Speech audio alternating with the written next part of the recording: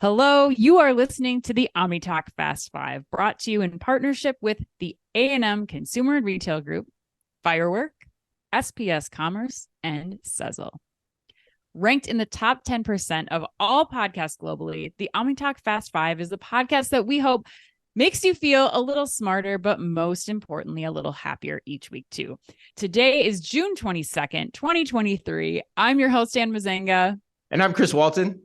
And we are here once again to discuss the most important headlines from the past week that highlight how the physical, digital, and human elements of retail are coming together to shape the future. Now, joining us today, Chris, for their regular monthly appearance are the A&M Consumer and Retail Group's Chad Lusk, Woo-hoo! aka the Lusker. The Lusker back in town. And Dave Schneidman. Chad and Dave, welcome back. We're so thrilled to have you with us.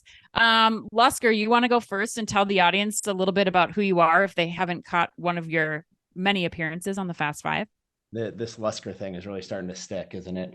I tried everything I could to get him to stop, but he wouldn't. So now it's all good. It's all good. I'm contractually obligated to OmniTalk to call you the Lusker. In fairness, I have not called him that since I first called him that. You just keep bringing it up, but that's cool. All right. That's actually not true. You referred to me. Oh, it's not. Oh, okay. Fast Five like a week or two ago. But you know what? That's all right. All right. I'm finding it rather endearing, Chris. Right, you know, good. it's okay. It is. It's a term of affection. Yes.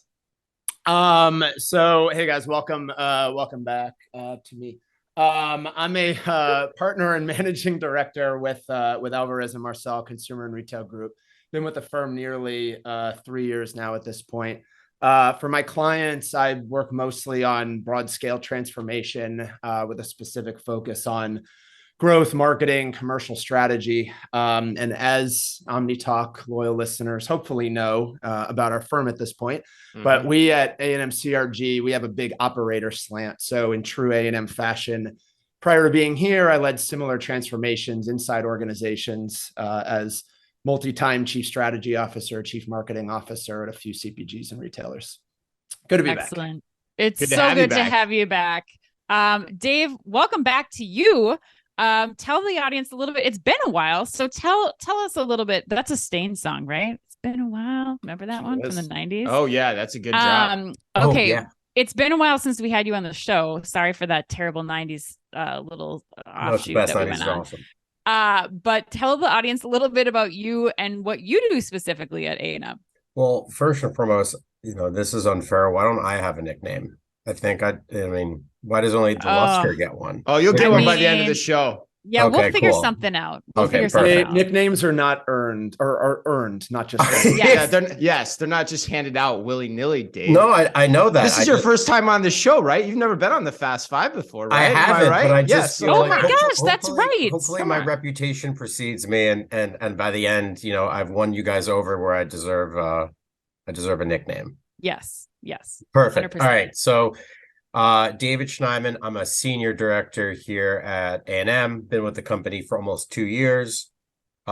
Similar to Chad, also focus on transformation with skew towards more growth, sales, marketing, channel strategy, operating model, to really double down on what Chad mentioned about the operator mentality.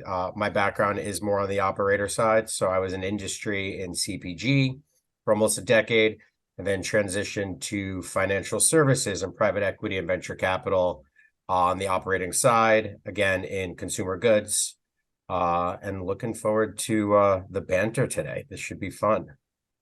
Yeah, we're really excited to have you both. We've been so pumped for this episode. We've been traveling all over the world, it seems like, the last few weeks. And yeah, this is going to be great. I'm excited. I'd say this every month, but it's totally true. Like, it's my favorite Fast Five episode every month, because I love when you guys are on, because you just bring such a unique perspective to everything. But Anne, before we get to the headlines, I have to comment on the, we're fully remote, as everyone knows. We talked about that a few weeks ago. You're holding the mic today. You're kind of doing your Arlo White Ted Lasso impression, looking good though. Looking good. Something like that. Yeah. I mean, we're doing a house swap right now. So I'm in my mother's massage room right now. She has a massage right after this. So we are booking this room. We got to get through this podcast because we are booking this room. And I'm holding a mic in my hand. She's got massage clients coming in next. All right. Well, let's get to it then. All right. In today's Fast Five, we've got headlines on Sweetgreen going what is called full robot. Yeah, I like the sound of that. Shein broadening out its marketplace. REI expanding its new store concept dedicated to used gear and apparel. Mercedes Benz installing ChatGPT in its cars. But we begin today with more retail media news out of Walmart. And I can't think of two better people to have on the show to discuss this topic. And yes, that's right, Chris. Headline number one, Walmart and NBCUniversal have inked a new partnership. So according to the website Payments, Walmart and NBCUniversal have teamed up to test retail media-powered ads within live sports streaming, marking the first time, according to a Walmart press release, that NBCUniversal's live sports streaming inventory will be available through a retail media network. Walmart says it will combine NBCUniversal's premium inventory with its measurement capabilities as part of its premium CTV bundle, the bundle that helps brands connect with Walmart shoppers via streaming platforms. Chad, we kind of picked this one exactly for you because we knew you were going to be on this show. You're the CPG expert amongst the four of us. How big is this move, this partnership between Walmart and NBCUniversal? And is it that big, or is it just another overblown retail media headline? What are your thoughts? Yeah, I appreciate you picking it for me. I appreciate obviously Walmart waiting to release this ahead of me being on the show. So it's all serendipitous. And your that's the kind of pull we have, Chad. Yes, exactly. And your soccer uniform that you're wearing today in full support of live streaming on NBCUniversal. I don't even know if they stream 100%. Premier League games. Yeah, congrats to the U.S. men's national team on their CONCACAF victory this past weekend. We got Women's World Cup coming up in a month. It's a very exciting time to be a soccer fan. But okay, so the headline. So on the surface, right? So listen, ads are great. I'm a marketer, love ads. Frictionless, clickable commerce, like thumbs up. When I hear a story like this, though, like here's what I'm actually looking at. So the power of retail media comes in having the knowledge, the analytics engine, and the ability to create highly personalized shopping experiences, right? So to do that, you need a lot of data. And my question on this is in these partnerships, how much data is Walmart getting from these partners? Because if it's a lot in turn, from about these consumers participating in the platform, this whole platform, of which NBCUniversal is a piece. It's not the be all end all, right? But all these things combined could really tip the scales on a really important question in e-commerce, which is who actually knows the most about me, right? And so if you kind of dial it back a little bit, like it used to be Google, right? Of course, they didn't really do anything with that information based on search history, but they had it. Then Amazon actually eclipsed Google as the most popular e-commerce search engine. So Amazon became that retailer that knew me best. If they ever got Alexa to work in a meaningful way, like that probably would have been the linchpin. But the way things are shaping up, like, will it actually eventually be Walmart? Like, it's interesting. They're already number 3 in terms of where consumers start their search online shopping, right? And you look at Amazon, 56%, search engines, about 42% of consumers use it. Walmart's at 37%, and they're the only one of the 3 that's grown in 2023. So you have that. And then this whole program, right? It's NBCUniversal now, but Walmart Connect already has Roku. It's tapped into TikTok. Now this live sports streaming, like that's what I was going to bring up. Come to this headline for the ad potential, sure, but like stay for the ability for Walmart to ultimately become the most knowledgeable entity about a consumer's interests, entertainment, curiosities, shopping behavior among these heavy hitters. And so that, to me, that's what's really interesting about what they're putting together if they're doing it right. Yeah, Drop the mic, Ann. Drop the mic. I know. mean, he nailed it again. That's oh man. One take, Chad.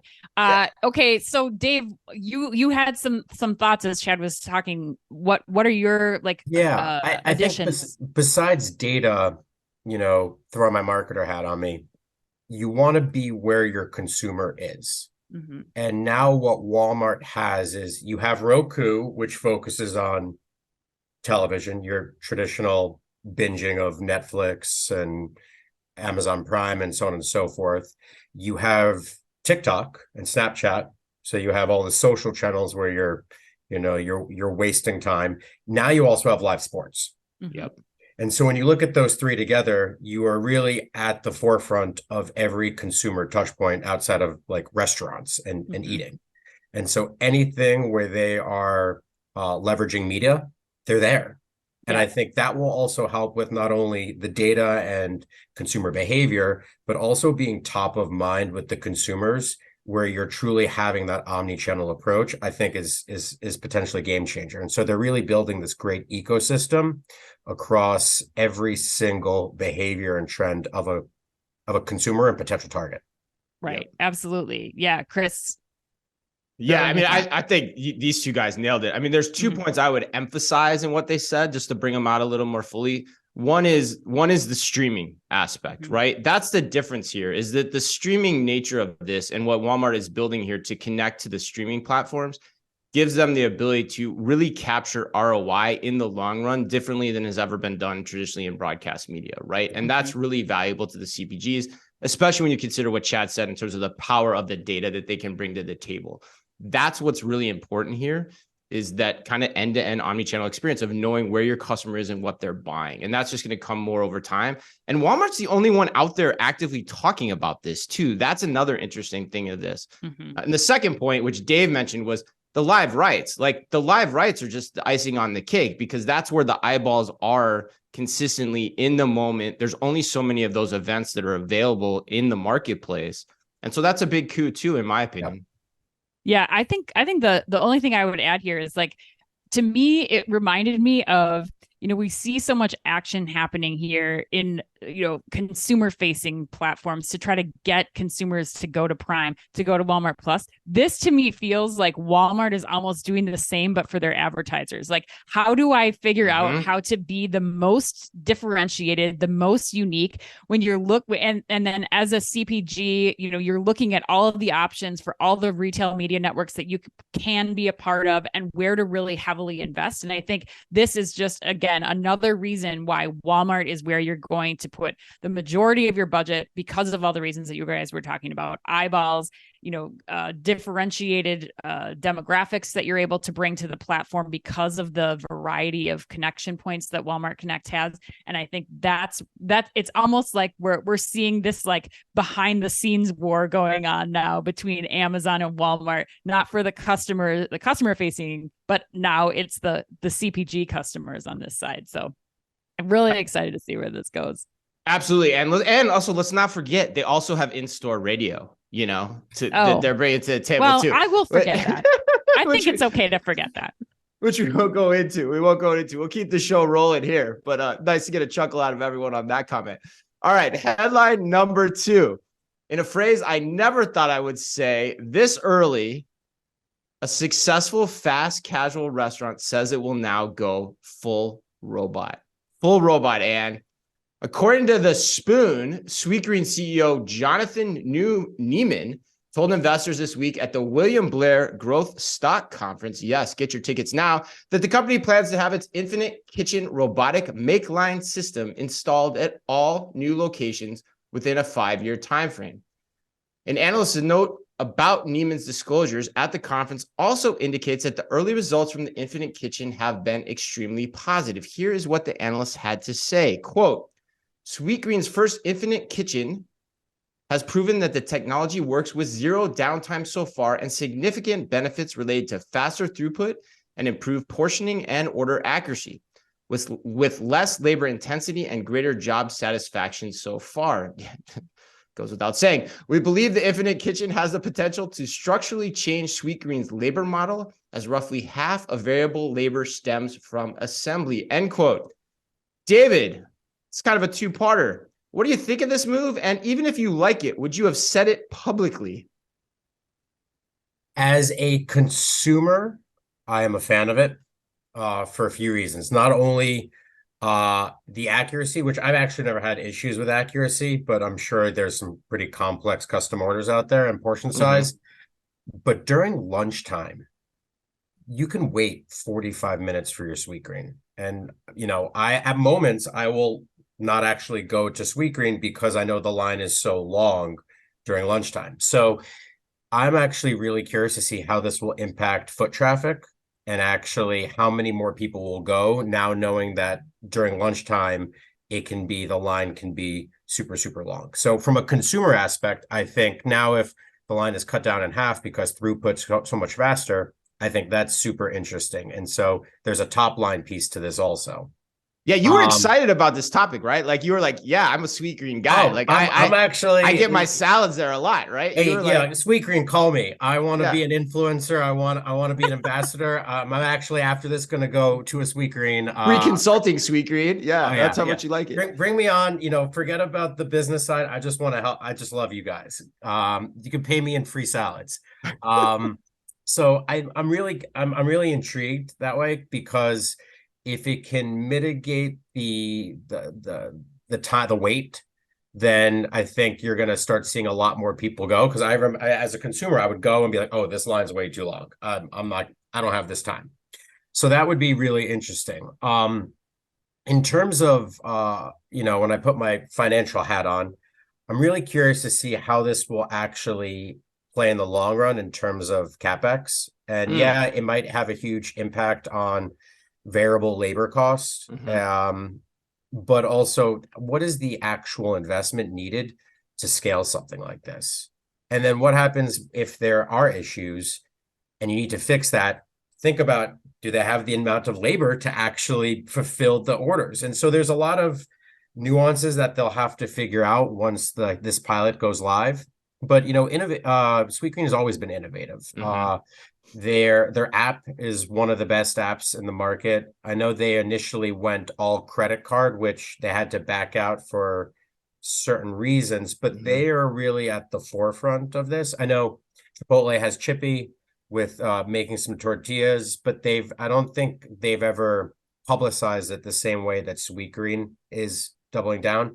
I'm really curious. So I think if it's done correctly, it could be a huge game changer as it relates to more people going. So let me push you though, because you kind of didn't answer the second question. Would you have made this announcement? No, not yet. Not yet. I would have, you know, I don't know enough. I don't think we know enough about the pilot. Yeah. And so I think it would have been interesting to understand how the pilot works in different geographies, the difference between a lunch and a dinner time. Because dinner time, you go there, you don't need this level of output. And so it really is a lunchtime focus. And once they have more data and learnings, and they're going to potentially scale it nationally, then I think I probably would have doubled down on it. Yeah, it's hard to understand the value from doing that, I think, too. Chad, what do you think, though? So first of all, I got to call Schneids out on being a complete liar. I've sat next to him when he's gotten like his Sweetgreen order wrong or something like that, and like, you know, I've witnessed his extreme prima donna customization and what happens when it goes wrong. And you know, it's like, a little pedantic about his dressing. You know what it is? Yeah. It's the double chicken. That's the double chicken, and like which I think that's your new nickname, Dave. Double chicken. Double chicken. Double chicken. Like which the Lusker and double chicken back here for a fast nice, five. You'll never forget. Yeah. Which cilantro vinaigrette he gets. So anyway, don't be a hater. That's delicious. All good. So I think it's interesting, Chris, your question on like whether to announce this or not. And I looked at it in terms of like what they were saying in the announcement as well. It's like, it's important to recognize why retailers make tech investments, right? I mean, it's number one, to create some sort of operational efficiency and enhance margin. Two, to improve customer experience and differentiate as a retailer. And three, of course, to sell more goods, right? And stock price. It's the stock price. Yeah, that's what I'm wondering is the key here. Yeah, right. I mean, so, you know, Dave is kind of hitting on the customer experience angle, and I think that's great. I don't think you make this investment for, order accuracy, kind of as the primary. I think you have to have line of sight to labor reductions.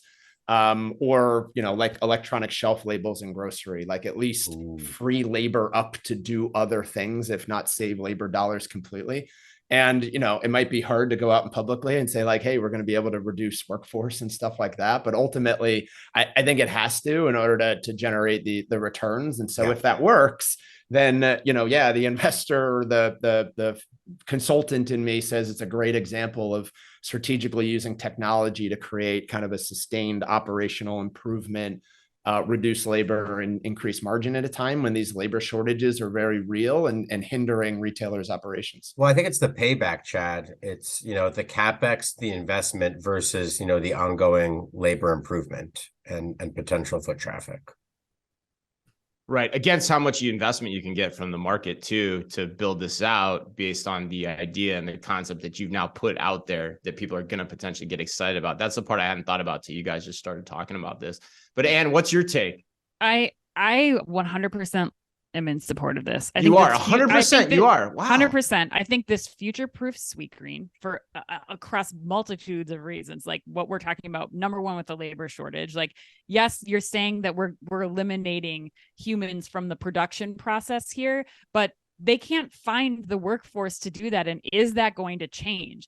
I don't know. I think this allows Sweetgreen to keep things consistent, allows them to keep price consistent, allows them the opportunity to be open more hours. I mean, if in theory, this should allow Sweetgreen to be open 24 hours a day at some point in time without having to worry about, whose shifts are available and when people want stuff. If Dave wants his double chicken salad you're getting at 5 in the morning, a boy can dream. It should be available. So I think it makes a lot of strategic sense. The other thing that I think we didn't hit on that I think that they'll be able to now gather from this potentially is when you go and order Sweetgreen in person, they're not collecting the data from the app that they're getting when you order ahead. So what are they able to glean from the multiple orders in store where you're not collecting the information about Dave's double chicken? You're just fulfilling the order over and over again. And now you'll be able to, through a mobile process, understand like, what are people's preferences? Do they like a mixture of the cilantro vinaigrette and the Italian vinaigrette? Like, how do we come up with new recipe concepts or new that's cool. creations, like as a result of this larger collection of data? So I think this is going to be a great move for Sweetgreen. I think somebody's got to do it in the QSR space. Wow. And they're going to be the ones to go for it. And I would be happy if I was a shareholder right now. Wow. I'm going to go in a different direction here. Like, first of all, those points are great, Ann, but I think you could do that without going full robotic. You could get that same thing just by forcing a mobile interaction with your restaurant too, if you wanted to. Like, they could still make the order from that point. And I'll say this too. One thing I've never wanted at 2 a.m. is spinach leaves, like that's just not my thing. But the thing I worry about with this is, and I'm going to say this kind of in jest, but when you make this announcement nationally and you're trying to roll out your brand nationally, I think there's going to be some calls to boycott Sweetgreen, particularly by the younger generations, because you're like, hey, we're just not going to use labor to the full extent here. We're going robots. Yeah. And so, what's that? No, that was, my point. I agree with you. Yeah, if it's going to happen, right, Chad? I mean, so that's the thing. So like, I don't understand. There's nothing good that comes out of saying this publicly, especially when it's like a 5-year horizon. You could just roll this out quietly and get the same benefit, which makes me think, that's why I was saying the thing about the investors before, like they're trying to gin this up. It makes me wonder. And then I go, well, why are you doing that? If you're a good brand, why do you need to do that? Why do you need that extra zhuzh to your investors at this point? That makes no sense to me. But, from the benefits are probably there. Like, right. The biggest thing right now is employees aren't showing up. So you don't have that risk. You don't have to worry about employees showing up to their shifts. So I agree with you, Ann, that like over time, we're going to see this. Like if you can make a salad with robots, you can wrap a burrito, you can probably make a pizza too. I just wouldn't have taken this approach with it because it feels more risky than it ultimately needs to be, but time will tell.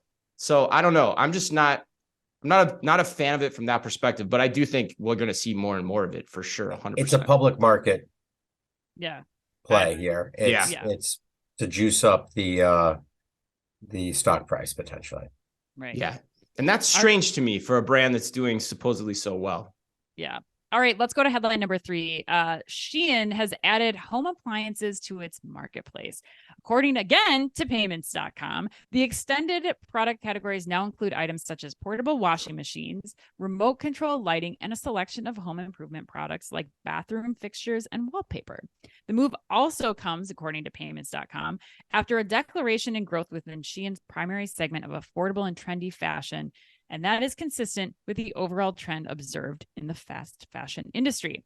Also, a funding round last month just lowered the company's $100 billion valuation by a third. Chad, we're going to go to you first on this one. Would you be advising Shein to take this approach? Yeah, there's a lot going on here. I think this is the second time I've had a Shein topic on the show. This company tends to be so polarizing. I'm curious what we get into. Yeah. It really does, right? I mean, here's what I'll say. It hasn't been that long since they announced they were doing a marketplace period, right? It was like 6 months ago. Right. And at the time, here's why I think that made sense, right? 2 reasons. So first, and this is crazy to me, like Shein has overtaken Amazon as the number 1 most downloaded shopping app, like in the US. Like that's crazy to me. And so they have kind of the fundamental component of what anyone who wants to be an aggregator, a marketplace, kind of player around, like they have the audience and scale. So like, great, check. 2, how they had initially announced it, they had category credibility, right? So companies will go to Shein for fashion and apparel. Makes complete sense. And in fact, an area where Amazon tends to struggle in, right? So strategically, you want to anchor where you have the right to win. That was a bullseye for Shein. So the flip side of this expansion is kind of curious to me. Again, I get that Shein has the size and audience, but you don't have the category breadth of Amazon.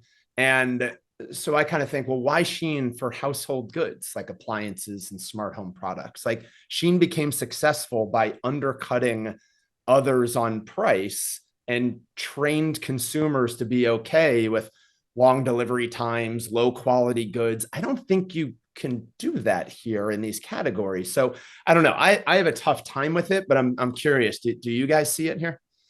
I mean, I haven't decided yet either. I think the products and the categories that they went after, I think is unique and kind of like a question mark to me. I actually like the marketplace play. I think it's a huge win for them given their sheer mass, and they can continue to drive market share. And more people will start going to them over an Amazon or a Walmart. And I think just given their scale, a marketplace inherently had to happen. It's a question of what they're choosing around those products, to your point, Chad, that I'm kind of like, well, I'm not sure if that makes sense. That's not part of your core competency. So I'm part of me are in. I'm like 1 foot in, 1 foot out at the moment. Yeah. Chris, go ahead. Yeah. No, share. What are you thinking? Well, I'm thinking like, on the one hand, I think, at the end, for lack of a better way to put it, it's a cheap growth move, right? Like Chad said, like they've got the eyeballs, they want to build a marketplace, they're getting more categories, they're casting a wider net with their marketplace for the traffic they're getting to their properties, right? That's essentially why you're doing this. But the point I hadn't thought about until Chad and Dave just discussed this is, that isn't why you're going to Shein as a consumer. You're going there for fast fashion. So I wonder if like the connections are going to be made from the marketplace, even though the eyeballs are there. And it's a different browse experience, it's a different search experience. So it's good. It's not like you can just stand up the marketplace and they're going to come. It's not the Field of Dreams in Dyersville, Iowa, as an example. So that's the part where I'm kind of like, and everyone has this marketplace now too, like Macy's, Walmart, everyone's doing the same thing. So like, is this really going to work? Net, as I'm talking this out loud, I think it's kind of desperate and kind of just an expected move at this point. Yeah. I mean, I think the thing that we haven't talked about too is like, what's the customer expectation going to be? I mean, you go to Shein because you know that, you know, you're going to get a good value on something. They are making clothing to the trends, like at a remarkable turnaround time, like so that you're getting on trend things that are, you know, you see on TikTok, and you're going to be able to purchase that product for a fraction of the price. And it's constantly changing. There's constantly apparel that you can go there to buy.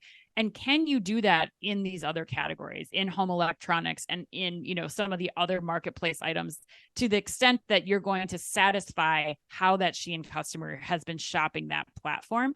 And I think, you know, another great thing that Shein does is the kind of gamification of that shopping, but you also have that on platforms like Temu that have been around for a longer time and have that breadth of assortment. And you're like the points that you guys were saying earlier, like you're used to going to Temu to shop for everything across that category, from, you know, a t-shirt all the way down to, you know, this portable washing machine, and getting that low price and gamifying that experience. So I think, like you said, Chris, it's a desperate move from Shein to try to compete against other large players in that space. But will it work?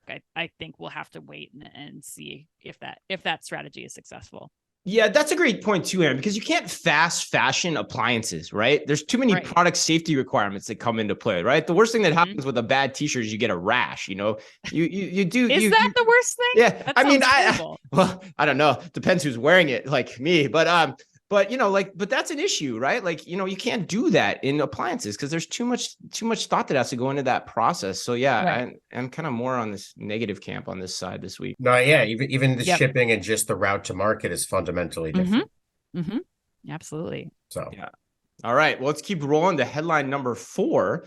According to Chain Store Age, REI will open a standalone REI re/supply store dedicated to used gear and apparel in my favorite town name in America, Clackamas, Oregon. And it's expected to open in late August. The roughly 16,000 square foot store is REI's second store devoted to the resupply concept, the first being launched in Manhattan Beach in 2020. The store is meant to provide REI members with access to high quality used outdoor gear and apparel at great prices, with frequently changing selection composed of used products REI receives through its returns process and via trade-in. Dave, let's go back to you. The double chicken. Let's go back to you. Let's see if this sticks. I'm doubling down on this. I'm doubling down on this. All right, cool. I can't wait to hear. So here's my question to you on the spot, as we like to do. Is this story unique to REI, or will we see other retailers start to devote entire store concepts to resale? Your thoughts, please. I think it won't be unique to only REI, but I think there are only certain brands, retailers who can really do this and do this well. And so REI, potentially Patagonia, where it's part of their core principles and ethos, I think it fundamentally makes sense. You know, was it fashion resale is over almost $20 billion. And so if you think about just the resale market is trending up, it's up 15% versus a year ago. There really isn't a place where you can focus on I'll call it fashion or apparel. And so if you think about it, as like all of us, we probably have different gear that you're just like, I don't use it anymore. Gear is expensive. It takes up a lot of space.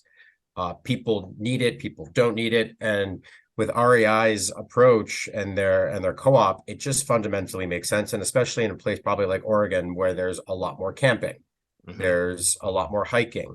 You're going to need gadgets and gear at a whim, but also at the same moment, you're like, I don't use this anymore. For instance, I have a Yeti cooler, haven't used it in 2 years. Yeti, I love you, but I'd be happy to kind of resell that, but where do you do that? And so I think it fits with what they're doing. It fits with their mission. It fits with the geography. The products itself, it's a unique path to remarket, and I just don't see that out there that often. And so I think REI is one of the only retailers that can start doing this. And I think the first mover status will be huge for them. Yeah, I'm curious about that. I want to double click into that, Chad. Like, and Chad, we'll go to you next. Like, and Dave, jump back in here too if you want. But you know, you guys are in a lot of boardroom discussions. I got to think this topic's coming up. Like, how do we attack this market? You know, do we open a store? Do we put up an online storefront? Do we just, you know, disavow it completely and not go after it? Like how do you help the executives through that type of conversation? Yeah, because the question you're really getting at is like, what is the mechanism to have this kind of resale marketplace, right? I mean, I think what Dave hit on really well, and like for REI, these categories lend themselves really well to this, right? I mean, how many tents do you think are sitting in garages and storage spaces right now that were used once, right? And these things are pretty durable. Yeah. But I think what you're getting at is like, do I open a storefront or do I have more of an online exchange? It's interesting. I was part of a company a number of years ago that was experimenting with this kind of concept, but in more of a rental capacity. So think about it as like rent, we tinkered with the idea of like renting out tools and equipment and kind of creating that online exchange. So like most of the time your power saw or your wet dry vac are left idle, right? Getting only a couple of usages. And ultimately we couldn't, at the time, this goes back a little bit, but like we couldn't wrap around like the logistics of the exchanges of how we would kind of make that work. And so in a way, the storefront is, having a dedicated store or a portion of a store, or, whatever, is kind of the easiest way to do it. Like REI already has exchange programs in place and opportunities to sell goods back.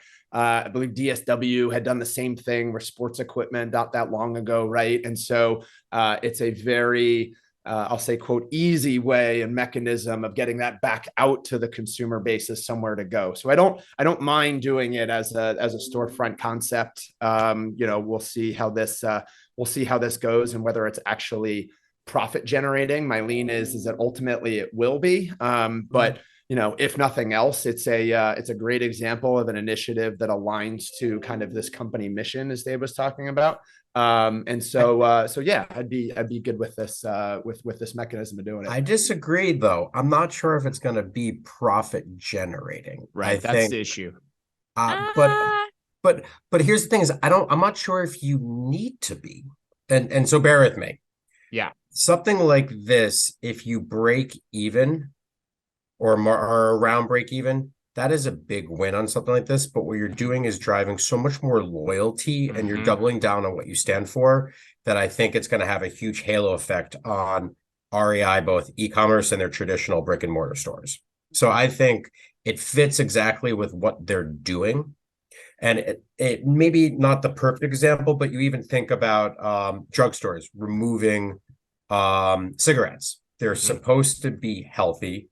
You're supposed to be wellness. Why would you have cigarettes there? And so there are some things that are counterintuitive from a financial aspect, but long-term it fits within their strategy and it drives more sustainability and loyalty, which I think will have a huge impact with REI.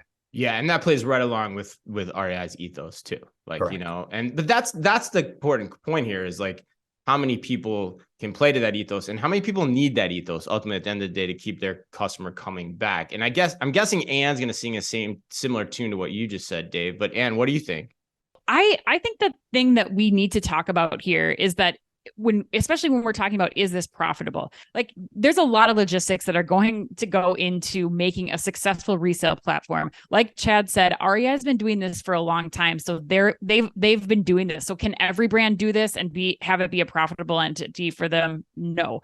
But I think the most important thing we need to think about is what Chris Spire, the chief merchant at REI, told us at the Sea Otter Classic Summit, Chris, if you'll remember, where he said that the biggest problem that REI has right now is that all of my consumers look like me, Chris Spire, who is, a middle-aged man. And he's, they're trying to bring in a more diverse, a younger audience and customer into REI. And this is a way to do that. I was at the Commerce Next conference on a Gen Z panel, and the people that were representing Gen Z, for granted, focus group of 4 here, but they were talking about the times that they do invest are when they're getting things. The guy specifically mentioned getting a pair of hiking boots. That's when they're looking for a place like what REI is doing here. And I think that is very smart for REI to be investing in, to bring that new customer in and to get them in at a price point that's much more affordable, and then build them into that brand loyalty like Dave was talking about. Well, I think the price point is the most unique piece. It's like, I don't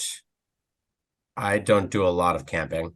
So I don't have any camping gear, but should I go camping, I'll need the gear, but I don't want to pay full price. Right. And so this is a way where it's like, it's much more, it's almost below opening price point.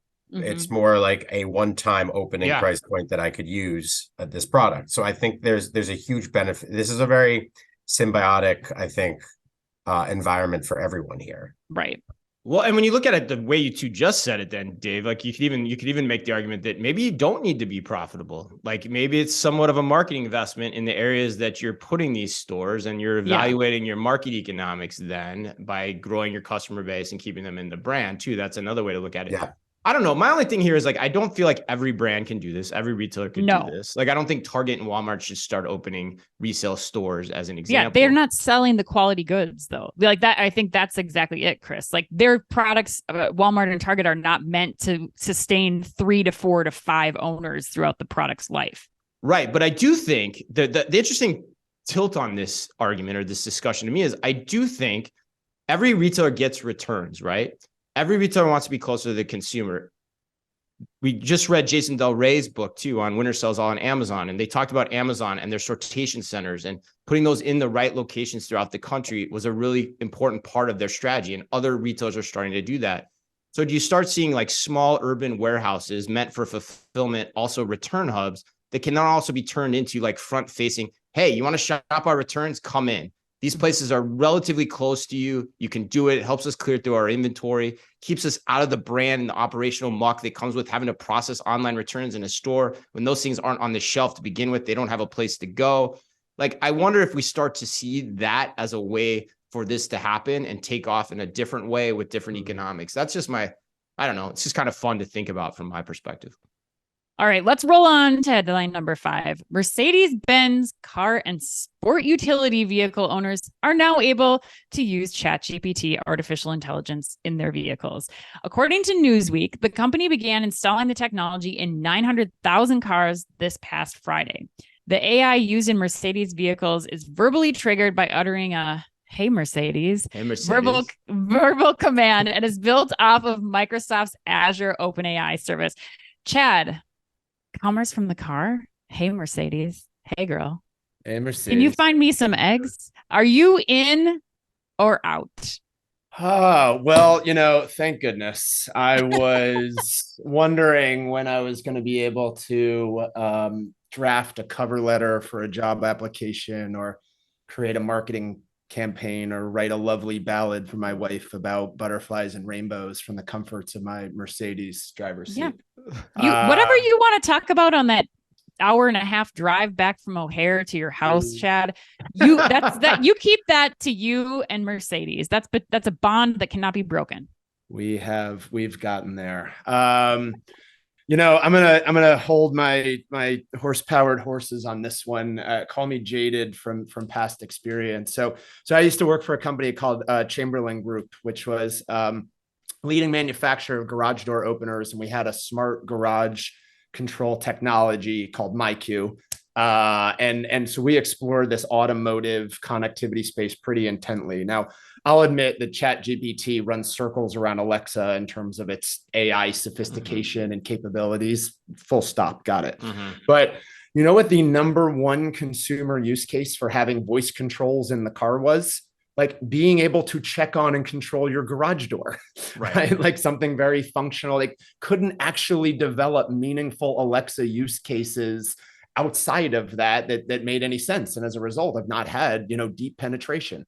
So, maybe I'm just the old stodgy guy who worked on this stuff 5-6 years ago, and, therefore makes me completely antiquated in this technology, but I can't wrap my head around the real use cases for ChatGPT in a driving environment that voice activation on your phone can't solve. But I'm interested whether, I'm completely missing the boat on this, and guys, and whether you're all geeked up on it. Is this headline of the year for you, Chris? Number 12. Oh, wow. Well, a subtle dig there, Chad. Yes. I like it. That's an interesting point though. Like, is this just voice commerce or voice, activation under a different guise? That's a really interesting question that you're raising.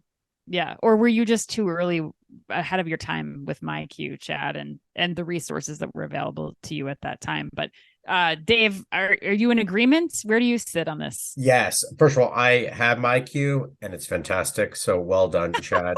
You're welcome. I just don't get it.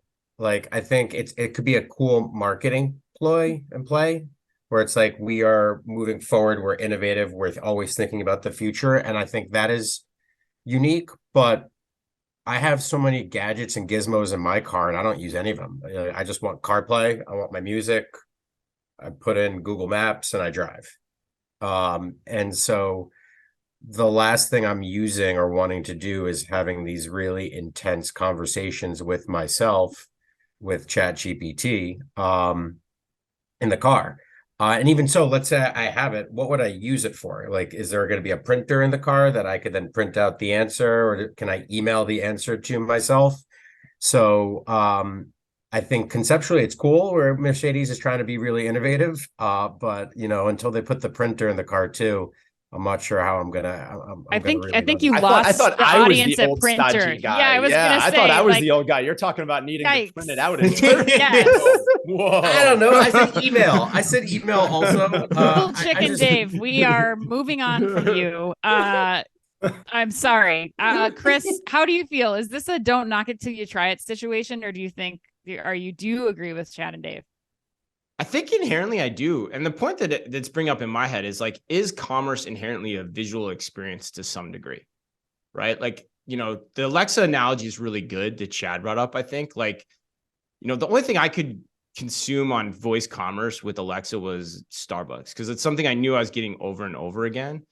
So I think in that regard, when you think about like, I'm in my car, I'm stopping by the grocery store, I want the things that I know I want. Yeah, okay, great. But then how much of an aspect is there, and yeah, I can make the use case of like, okay, I'm at the grocery store. I want these items, get them ready for me. Do you have flowers? Pick up some chrysanthemums for my wife, whatever it is, I could make that use case, but am I doing it in the car, or is that the best place to do that, to have that conversation, or am I facilitating that conversation? Could still be through voice, but is it through another mechanism like my phone or a computer to make that happen? I don't know. The other funny part about this, Ann, is like we were joking, like it's going to be like AI story of the week here now. I mean, that's just how crazy this is getting, because there are commerce angles here, but right. It's like, what's the right platform for this? And that's why I'm wondering, like, I've never thought about that before. Like how visual are we as consumers to be able to need to see things and interact with them as we're doing this new type of search, which is a question that I don't have the answer to. Yeah, I don't think any of us can really talk about this because we aren't doing it yet.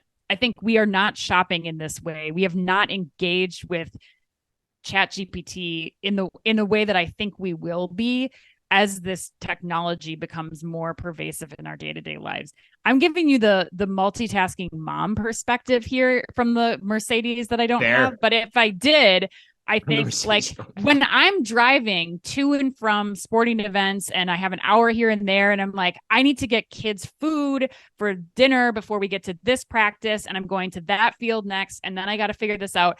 What, gluten-free choices are available for me in this area? Can you map out my route for tonight so that I can make sure that I'm getting people to the right spots at the right time and, picking up groceries if I want to on the way home? I think the idea that we can really have a conversation with this back and forth has never existed before. So until we start to have those experiences, I don't know that we can say like, this is a success or failure. I think we really need to give it some time, because to me, this will redefine the give me the play on words here, the shopper journey that we're going to be going on, whether we're in the car, we're at home, we're at work, and we're changing the way that we interact. I do think there's some visual components to it, but if I'm able to get some things done, and we think about ChatGPT as more of an assistant instead of like a direct, like placing an order on a retailer's website, I think that's where this starts to get really interesting and brings up an entirely new way of shopping. Oh man, I have so many thoughts, but I'm gonna give the final word here to the A&M folks. What do you guys think? Chad, you're smiling. I mean, in the end, I agree with Ann, right? I can be snarky and upfront and kind of say, hey, I don't see it. But I agree. Like, I think the use cases and the utility of it is still continuing to manifest and get get explored every time. Chris, you said, hey, we're going to see the AI topic of the week. Like, yeah, is like that going to be this year's, like, where we saw like the Uber fast delivery agent of the week, pop up every time over the last 2 weeks. Yeah, we're going to see more and more of this coming to fruition. I think it is a full steam and freight train of opportunity in terms of what it can become. And so, I guess we'll see over time. Dave, any final words? Anna's making me a believer. Wow.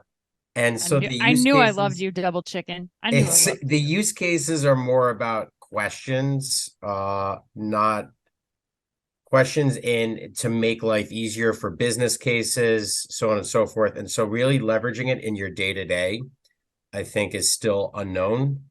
And so whether that is, this is the type of food that I'm interested in, where, like, what should I find that's local, or give me a route that's more scenic.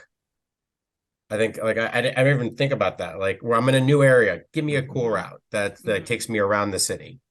Something like that. So I think as time goes on and we potentially use it and it gets democratized, we'll have a better understanding of does it make sense, and then how it integrates into our lives. I hope it's more than that. You know what I mean. You can have a conversation about the meaning of life, chat. I mean, this is something that we just have no concept of the possibility. I agree with that. Okay, let's get to the lightning round. Finally, guys. First question goes to you, Chad. Modelo just became the #1 beer in America. When was the last time, if ever, that you peeled that golden foil wrapper and took a cool drink?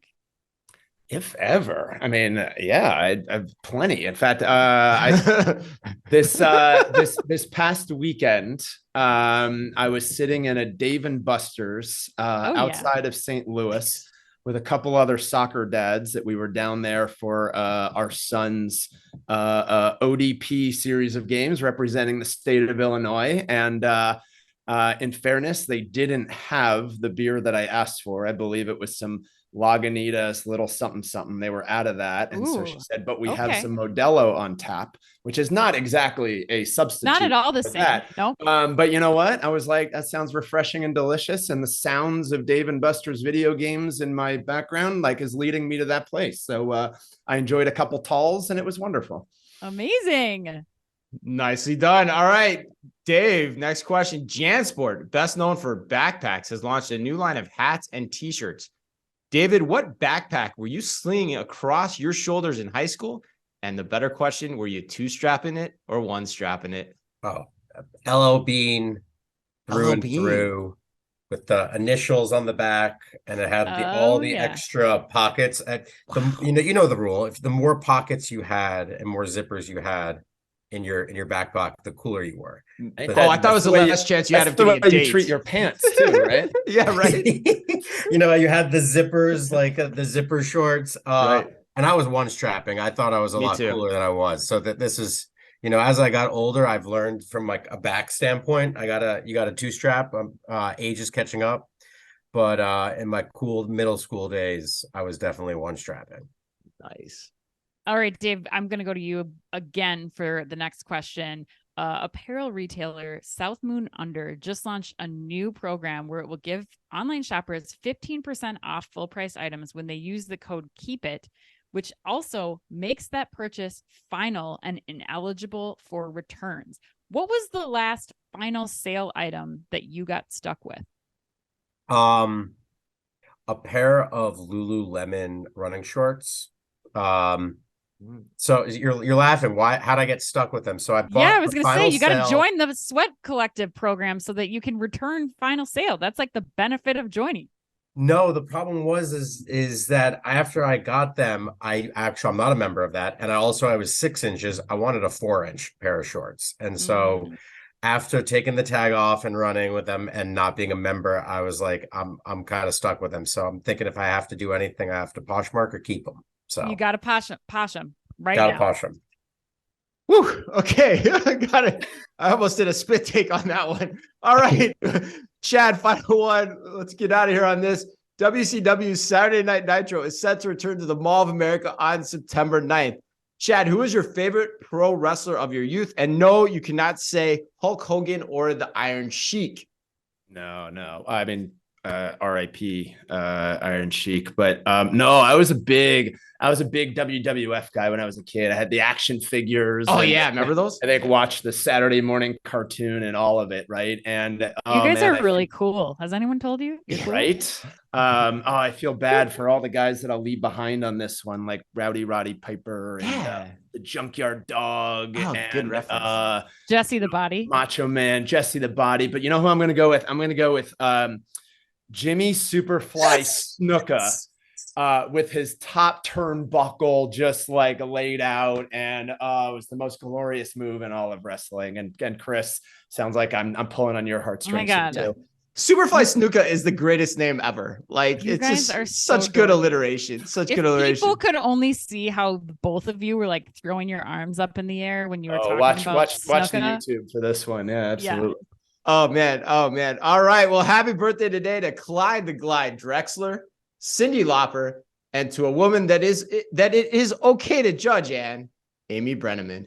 And remember, if you can only read or listen to one retail blog in the business, make it OmniTalk, the only retail media outlet run by two former executives from a current top 10 U.S. retailer.